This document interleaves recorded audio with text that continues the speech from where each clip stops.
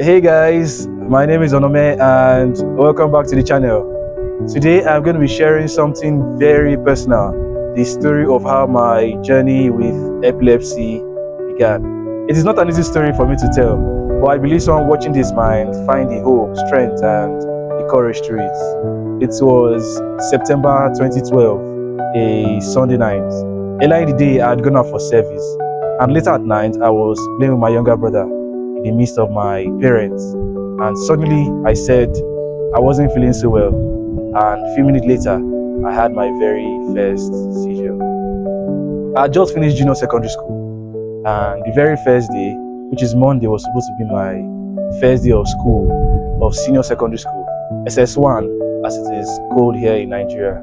But because I had the seizure on Sunday night, I couldn't go to school on Monday.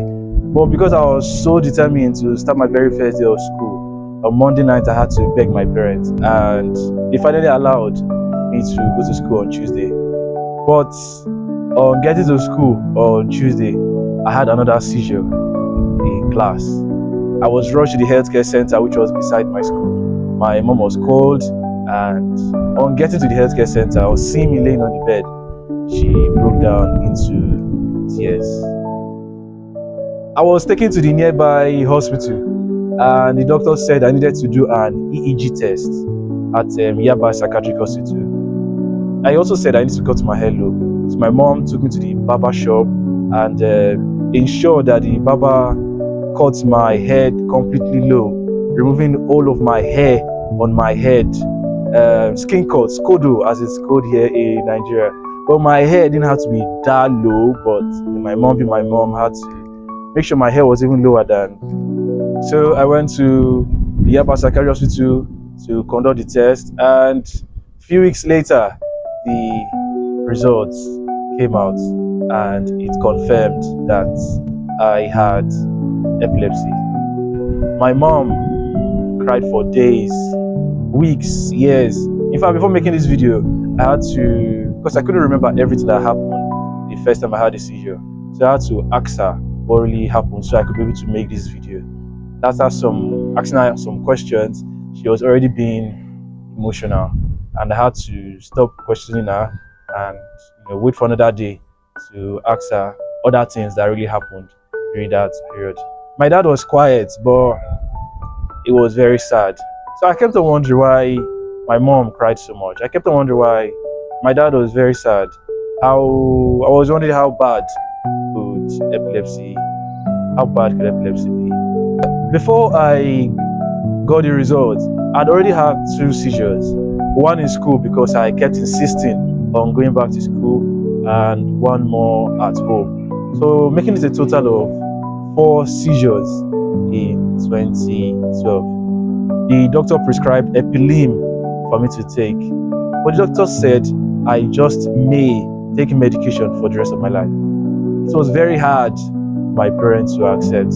So although they bought Epilim for me to take, although they bought my medication for me to take on a daily basis, they still carried me to herbalists who claimed that they had a cure for epilepsy. And whenever I go meet these herbalists who are giving me herbs to take, they will tell me not to take my medication for some time until they don't give me the herbs. So it's going to be a total of 2 weeks or 3 weeks or 4 weeks of me taking the herbs. I wouldn't take my daily medication. But my parents saw that missing my medication was really affecting me health-wise. I was having several neurological symptoms. I was having jerking of my hands, I was seeing stars, I was hearing sounds, and they had to stop taking me to the herbalist and buy my medication on a daily basis. And after about 6 to 7 months, I was also able to finish senior secondary school. I was even representing my department for debate competition, representing my school for debate competition. I was also made the health prefect while in senior secondary school. I was able to gain admission to University of Lagos. I participated in relay races, participated in table tennis, and not just participate, I also won medals in those competitions as well.